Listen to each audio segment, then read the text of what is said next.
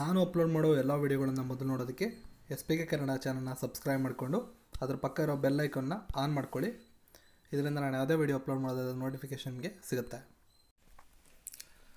ಸ್ನೇಹಿತರೆಲ್ಲರಿಗೂ ನಮಸ್ಕಾರ.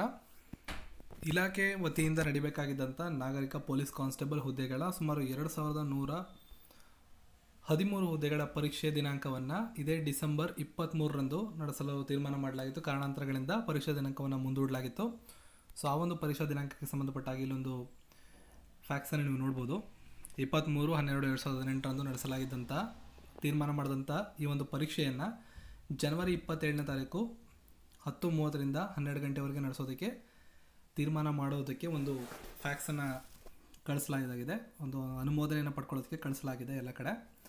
So almost ಈ date fix ಆಗುತ್ತೆ. ಅದರಿಂದ ಸಿವಿಲ್ ಕಾನ್ಸ್ಟೇಬಲ್ ಪರೀಕ್ಷಾ ತಯಾರಿಯಲ್ಲಿರ್ತಕ್ಕಂಥವ್ರು ದಿನಾಂಕ 27/1/2019 ಅಂದರೆ ಜನವರಿ 27ನೇ ತಾರೀಕು ಪರೀಕ್ಷೆ ನಿಮಗೆ ಆಲ್ಮೋಸ್ಟ್ ಕನ್ಫರ್ಮ್ ಆಗುತ್ತೆ. ಆದರೂ ಅಧಿಕೃತ ವೆಬ್ಸೈಟಲ್ಲಿ ಅಫಿಷಿಯಲ್ ಆಗಿ ಅನೌನ್ಸ್ ಆಗೋವರೆಗೂ ನೀವು ಈ ಡೇಟನ್ನು ಇಟ್ಕೊಂಡು ಎಕ್ಸಾಮಿನೇಷನ್ ಅಂದರೆ ಪರೀಕ್ಷಾ ತಯಾರಿಯಲ್ಲಿ ತೊಡಗಿಕೊಳ್ಬಹುದು.